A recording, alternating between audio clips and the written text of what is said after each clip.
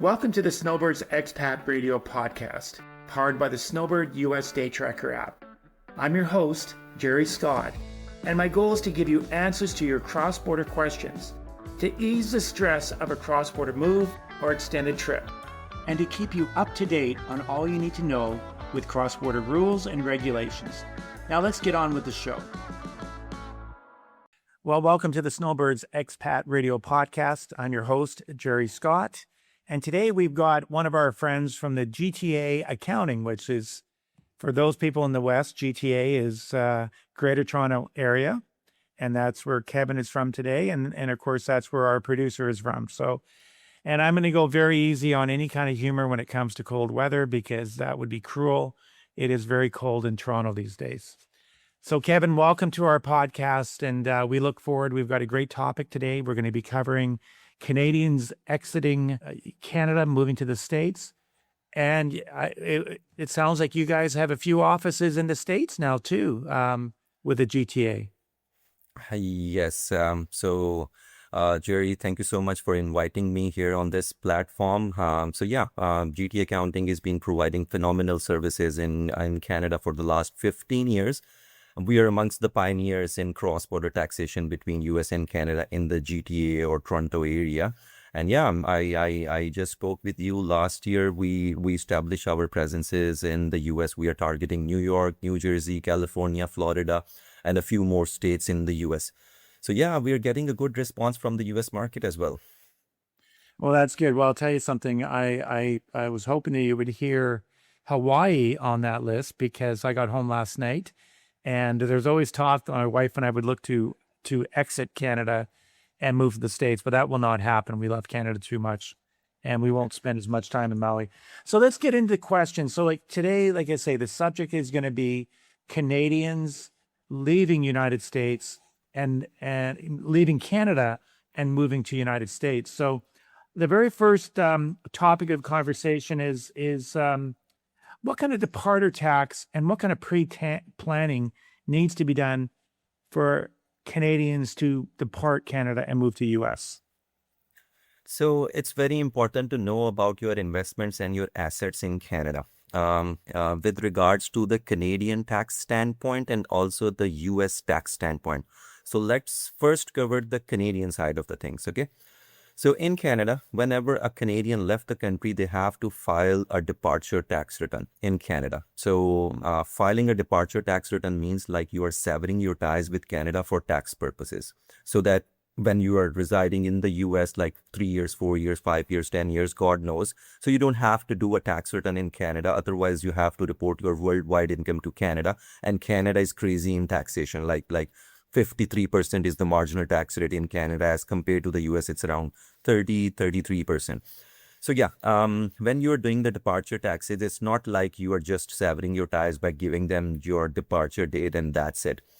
Canada wants you to pay, deem dispose your investments in Canada. And under the deem disposition, for those who don't know what is deem disposition means like selling on paper and acquiring them again on the same date. So under the deemed disposition, certain assets and investments falls. Asset involves any properties, any corporation outside of Canada, not Canadian. Okay, Canadian properties are not subject to deemed disposition. Any investments including stocks, bonds, GICs, non-registered investments inside Canada and outside of Canada. Inside Canada, the Canadian corporation. So if you're an owner or a shareholder of a Canadian corporation, you have to do the evaluation of your Canadian corporation and calculate the capital gain from per share capital gain, and that's reportable in your departure tax return. So these are the few things: Canadian corporation, properties outside of Canada, non-registered stocks, investments within Canada, outside of Canada. Okay, these are some things which qualifies for the deemed disposition. Canadian properties, Canadian pension accounts, registered accounts, and they doesn't fall under the departure taxes. So let me explain you in easy word what departure tax is. So for an example, You purchase stocks for let's say Meta stock for $1,000 in Canada back in 2015, and now in 2026 you are leaving Canada. So you have to see the fair market value of that stock. Let's say the fair market value of that stock is, let's say, $5,000 on the date you are leaving Canada.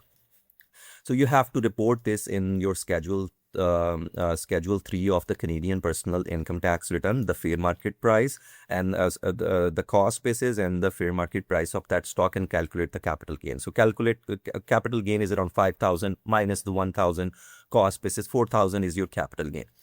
Now, Canada wants you to pay the departure taxes on that. The tax rate is 25% of half of the capital gain. Like if your capital gain is $4,000, so 2,000 is exempt. 2,000 will be taxed on 25%.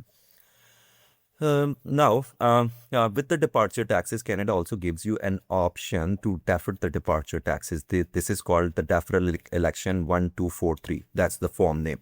So you can choose to file the deferral election with CRA. Like you make a request to CRA. Like in easy words, you make a request to CRA that, okay, I own the stocks and this is the capital gain I earned during the residency in Canada. Now I'm leaving Canada. This is my departure tax, but I don't want to pay this departure tax now because I didn't sell the investments. I don't have the money to pay the departure tax. So I want to defer the taxes. Most of the times, like 80-90% of the times, Canada accept this application. But sometimes if the capital gain is more than around 10,000, 15,000, like the tax is around 10, 15,000, more than this threshold, they want you to pay the securities. Like they don't trust you that you'll pay taxes when you are residing in the US, So that's very important. Yeah, this is what departure tax is. So yeah, and with regards to the US tax standpoint, there are some things which are nightmare in the US for Canadians, just like TFSA. TFSA is a tax-free savings account in Canada, a very attractive investment opportunity for Canadians. The contributions are not tax deductible, but any growth in the TFSA, it's not taxable in Canada. So you can play around with your investments in the TFSA as tax-free investments. But US doesn't recognize TFSA as a tax-free savings account. So they tax you each dollar you are earning under the TFSA. This is the first problem with your TFSA. Now, the second problem with your TFSA. I'm doing this for the last 15 years, so I know what kind of investments Canadians do in the TFSA, and most of their investments are towards Canadian mutual funds and ETFs. That's again a nightmare. So US treat non-US mutual funds and ETFs as PFIC, passive foreign investment company, and there is a totally separate taxation for Canadian mutual funds and ETFs, and you have to file Form 8621, and they tax you like on the very high tax rates in the US, which is around 40%. 8621 form is required to file each mutual fund and ETF. And if you make any mistakes in the form or file this form late, there is a straight away $10,000 penalty for you in the US. So before leaving Canada, if you're moving to the US, make sure that you clear all kind of Canadian mutual funds and ETFs. Okay.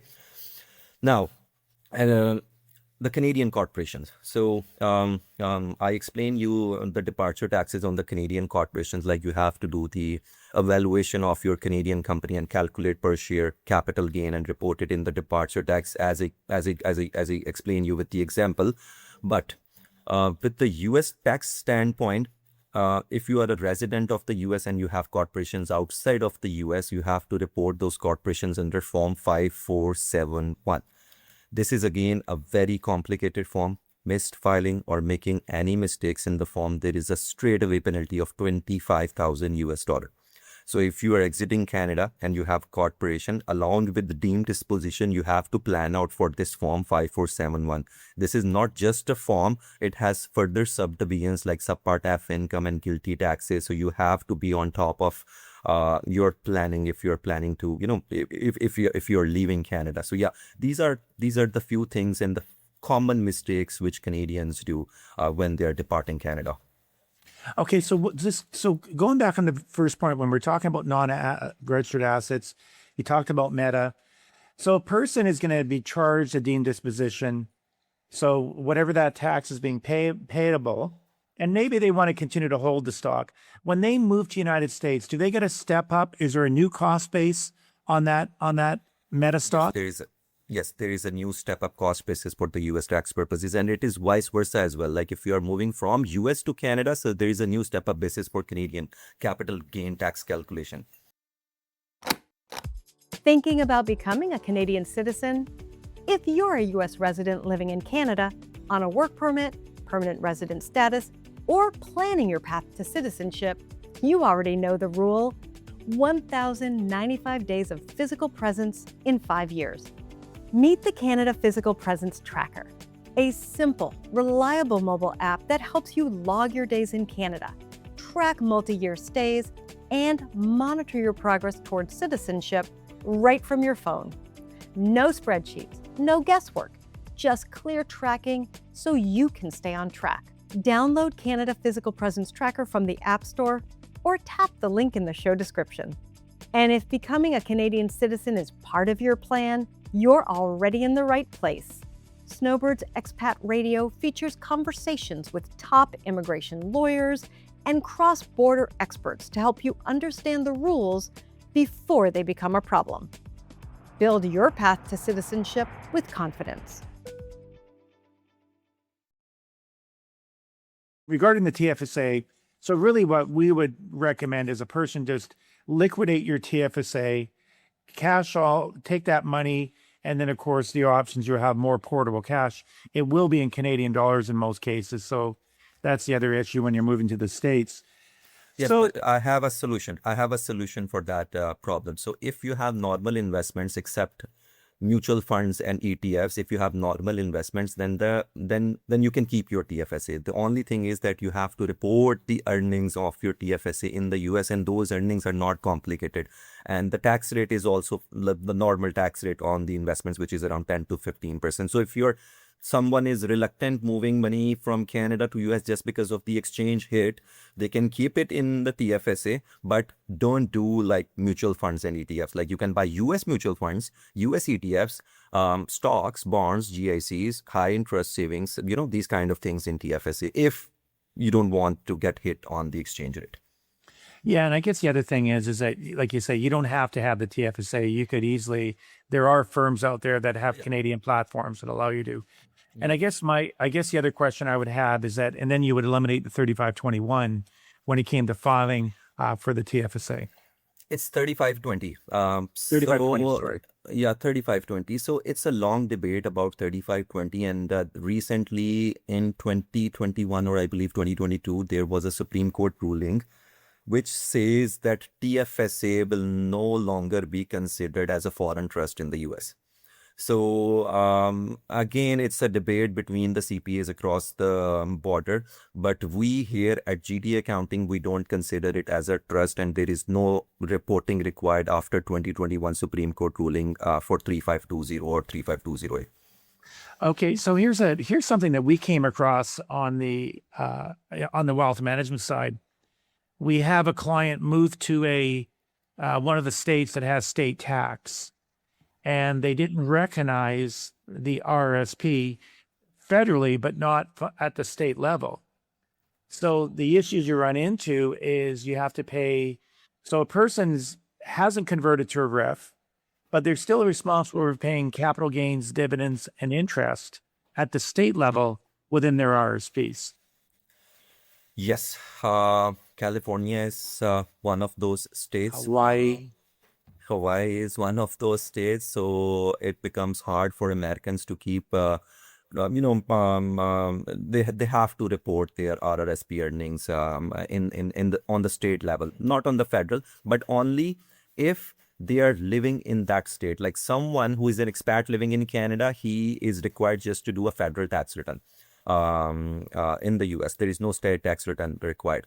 So yeah, if you are living in California, Hawaii, or there are a few other states as well, and you keep RRSPs in Canada, so yes, it's important. Like before you are moving to the US, so you have to close the RRSPs, or you have to make a plan on that.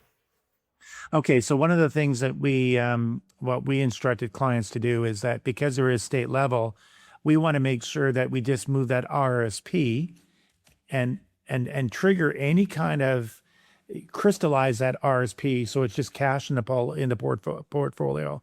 So then when we go to United States, we're starting fresh. We're not carrying over a capital gains and worrying about selling it down the road. Have you seen that? Have you experienced that for some people making that? Yeah, I experienced that. So yeah, this is kind of a strategy. It's a good strategy that you liquidate your investment and you keep everything in cash. So cash cannot grow. Only investments are reportable in the States. So yeah, you can move that money from your RRSP to some investments in the US. There are also some attractive pension accounts in the US, just like if you're more self-employed. So it's a simple IRA, 403Bs, Roth accounts. Although there is a limit for the Roth, but there is also a backdoor Roth. So yeah, it's a tax planning which we can do. But the first step is like you have to liquidate the investments into cash in the RRSP, so you don't get a hit. Even though if your portfolio is small, let's say if your portfolio is around 50K, 40K, so you're not making much under the RRSP. It's like the money is like just for the retirement saving to convert it into a RIF after you turn 70, so that is also fine. Like you can keep it in Canada if there is not much. Yeah, but for people who have like more than 500,000, 600 or $1 million in their RRSP, then it becomes complicated for them. Now, do you ever find that, like you say, there is a treaty between the United States and Canada, and for these people to cash in their RRSPs and pay that 25% flat tax on the Canadian side, is that a strategy as well? Yes, that is a strategy as well. Like for an example, if someone is about to leave Canada in August or September, let's say, okay, he's moving to the US on a TN visa. TN residency in the US is 183 days physically present in the US. So let's say he's moving October 2025. So he will not become a resident in the US for 2025 because there is no 183 days, he's not meeting the 183 days threshold for 2025. So after moving, he still have time to become non-resident of Canada, then withdraw everything from his RRSP, and he will pay flat 25% taxes on the cash, like on the withdrawal to Canada only. It's not reportable to the US because in the US, according to the rules and the laws, he's a non-resident of the US, and as a non-resident, he's not required to report any of his Canadian income to the US tax return. Here's something we know that Kevin's knowledge is obviously pretty elite, and he's a great guy to get a hold of. But my question is that why are people leaving Canada, and are we seeing less people leave Canada going into the States? And I don't like to make anything political, but there is a lot of volatility between the two countries right now. Yes, most of Canadians, they would love to work in the US, left the country. There are certain things which I'm experiencing based on my past 10 15 years of experience. Number one, just because of the dollar rates, there is exchange rate difference between US and Canada. Number two is the taxes are crazy in Canada. Like if you are making around $250,000 yearly in Canada, half of it you will pay in taxes, like more than half of it. So people choose Florida, taxes, Wyoming, Nevada, where there is no state tax. And, most of the head offices like Meta head office, Google head office, most of the head offices are in the States. So, people love to move to the US, but only for the work. If you talk about someone is retired, they would love to live in Canada. But working people, they love to move to the States. Yes. Well, there's no doubt that based on our experience and the opportunities that you can do, you briefly mentioned the backdoor Roth strategy, when Canadians are coming home, and there's a great book out there called The IRA Millionaire, written by Craig Weir. And he's been on our podcast and I've been on his, and that's all he's done. He's just built the strategy, built the spreadsheets and how advantageous this is. And he said, I didn't see too many Canadians taking advantage of it when it is time for them to come home. But yeah. I agree with you 100% that when young people come to us and say, could I get further ahead if I was moved to the States? I would say there are advantages, but it's hard to leave family. and Canada is a great country. So, but other than that, I know that you're a very busy guy, and we appreciate your time this morning. And once again, Kevin, if they need to get a hold of you, the accounting firm is called GTA Accounting in North York, downtown, Spadina Avenue. And as I told you, we have launched our offices in the US last year, getting a very good response. So yeah. Okay. Well, we appreciate what you do. And I always tell people, this is not a do-it-yourself podcast. The reason why we have qualified people like Kevin on our podcast is to make sure we're always connecting people with the right professionals. If you're leaving Canada, reach out to Kevin.